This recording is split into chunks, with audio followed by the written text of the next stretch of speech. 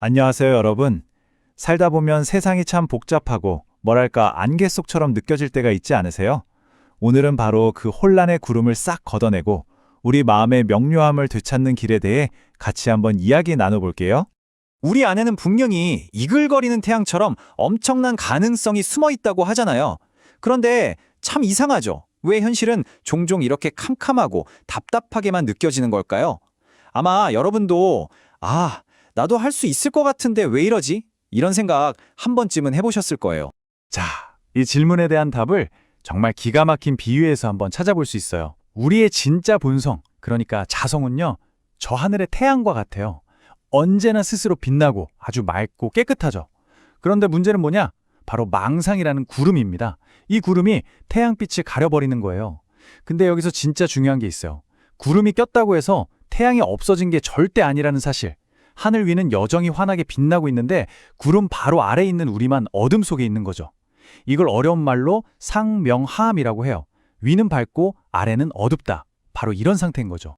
그렇다면 말이죠. 우리를 이렇게 어둡게 만드는 이 구름은 도대체 어디서 오는 걸까요? 이게 그냥 갑자기 생겨나는 게 아니에요. 사실은 우리 모두가 거의 매일, 매 순간 반복하고 있는 어떤 생각의 패턴 때문에 생겨나는 겁니다. 네, 그 생각의 패턴이 바로 망상입니다. 근데 여기서 말하는 망상은 무슨 헛것을 보고 그런 게 아니에요. 훨씬 더 단순하고 일상적인 습관을 말하는 겁니다. 그게 뭐냐면요. 바로 세상을 볼 때마다 끊임없이 이건 좋은 거, 저건 나쁜 거 이렇게 딱 나눠서 판단해버리는 우리 마음의 버릇이에요. 우리는 이게 당연히 살면서 해야 하는 거라고 생각하잖아요. 하지만 사실 이게 바로 우리의 태양을 가리는 구름의 진짜 정체였던 거죠. 생각해보세요. 이 판단이라는 습관이 우리 삶에 얼마나 어두운 그림자를 들이우는지. 이건 좋고 저건 나빠 라고 딱 선을 긋는 순간 우리는 현실을 있는 그대로 못 보게 돼요. 왜곡해서 보게 되는 거죠. 그리고 바로 그 왜곡된 틈새에서 시기, 질투, 또 나는 너보다 잘났어 하는 교만 같은 부정적인 감정들이 마구 자라나는 거예요. 결국 이게 돌고 돌아서 우리 스스로를 고통과 불안이라는 굴레에 가두어 버리는 셈이죠. 그러니까 핵심은 정말 이거예요. 좋다, 나쁘다 이렇게 세상을 가르는 그 마음, 그 집착을 내려놓지 못하는 한 우리는 영원히 저 구름 밑을 벗어날 수가 없다는 겁니다. 그래서 이 마음의 습관을 내가 또 판단하고 있구나 하고 알아차리는 게 정말 중요한 첫걸음이 되는 거죠. 자, 그럼 이제 제일 궁금한 게 이거죠. 이 구름, 대체 어떻게 걷어낼 수 있을까요? 아주 흥미로운 한 천재 시인의 실화에서 그 힌트를 한번 찾아보려고 해요. 자신의 그 똑똑함, 그 지성 자체가 오히려 구름이 되어서 앞을 가렸던 한 남자의 이야기입니다. 오늘의 주인공은 바로 소동파입니다. 송나라 시대 당대 최고의 천재, 최고의 지성이라 불리던 사람이죠. 당연히 자신의 학식에 대한 자부심이 하늘을 찔렀어요. 그런데 바로 그런 그가 평생 쌓아온 자만심을 한순간에 와라를 무너뜨리는 질문 하나를 딱 마주하게 됩니다. 바로 이 질문이었습니다. 선생은 어째서 감정이 있는, 즉 사람의 말만 법문이라고 듣고 저 감정 없는 것들, 예를 들면 바람소리, 물소리가 들려주는 법문은 왜 들으려고 하지 않소?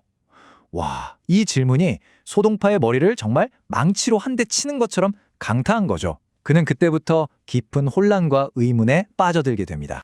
그때부터 소동파는 무정설법, 즉 감정 없는 것의 가르침이라는 이 화두에 완전히 미친 듯이 몰두하게 돼요. 앉으나 서나 길을 걸을 때나 머릿속엔 오직 그 생각뿐이었죠. 그러던 어느 날 여산이라는 곳에 어마어마한 폭포앞을 지나가게 됩니다. 그때 온 세상을 집어삼킬 듯한 그 폭포 소리가 그의 머릿속을 가득 채웠던 모든 생각을 한순간에 싹 끊어버린 거예요. 바로 그 찰나 그의 지성이라는 그 두꺼운 구름이 걷히면서 번쩍 하고 깨달음이 찾아온 겁니다. 그리고 바로 그 깨달음의 순간에 터져나온 시가 바로 이겁니다. 계곡물 소리가 바로 부처님의 길고 긴 설법이요. 저 산의 빛깔이야말로 부처님의 깨끗한 몸이구나. 이제야 그 질문의 의미를 온몸으로 깨닫게 된 거죠. 자, 그렇다면 소동파는 그 엄청난 폭포 소리 속에서 도대체 뭘 깨달았던 걸까요? 그를 가리고 있던 구름이 싹 걷혔을 때 그의 눈에는 과연 무엇이 보였을까요? 그가 얻은 통찰은 정말 놀라운 거였어요. 진리라는 게 어떤 어려운 책이나 위대한 스승의 말 속에만 꽁꽁 갇혀 있는 게 아니었구나. 바로 지금 내 눈앞에 저 시냇물 소리, 저 고요한 산의 모습, 이 온 우주가 매 순간, 단 한순간도 쉬지 않고 나에게 진리를 온몸으로 설법하고 있었구나. 이걸 깨달은 거죠. 소동파가 이런 말도 했어요. 밤이 되면 8만 4천 개의 시가 저절로 흘러나온다고요. 여기서 8만 4천이라는 숫자는 그냥 상징적인 거예요. 그만큼 무한하다는 뜻이죠. 즉, 우리가 좋다 나쁘다 판단하는 그 시끄러운 마음만 잠시 멈추면 세상의 모든 소리, 모든 풍경 속에서 셀 수 없이 많은 무한한 가르침을 발견할 수 있다는 의미입니다. 자, 여기까지 정말 멋진 이야기였죠? 그럼 가장 중요한 질문이 남았습니다. 이 엄청난 깨달음을 우리는 어떻게 우리 일상생활 속으로 가져올 수 있을까요? 구름 없는 마음으로 산다는 건 구체적으로 어떤 삶의 태도를 말하는 걸까요?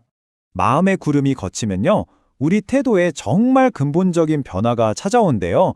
바로 내가 최고야, 내가 다 알아 하는 그 교만한 마음, 아상에서요, 스스로를 낮추는 지혜, 하심으로의 대전환이 일어나는 거죠. 이제 더는 남을 가르치러 들지 않아요. 다른 사람에 대해 저 사람은 이렇고 저렇고 판단하지도 않고요. 그 대신 내가 먼저 다가가서 존경을 표하는 그런 사람으로 바뀌는 겁니다.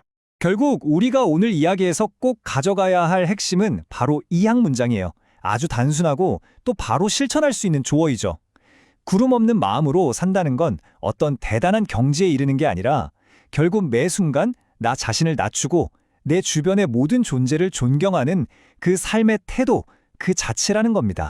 자, 오늘 이야기가 여러분의 마음속에 잔잔한 바람 한 줄기를 불어넣었으면 좋겠습니다.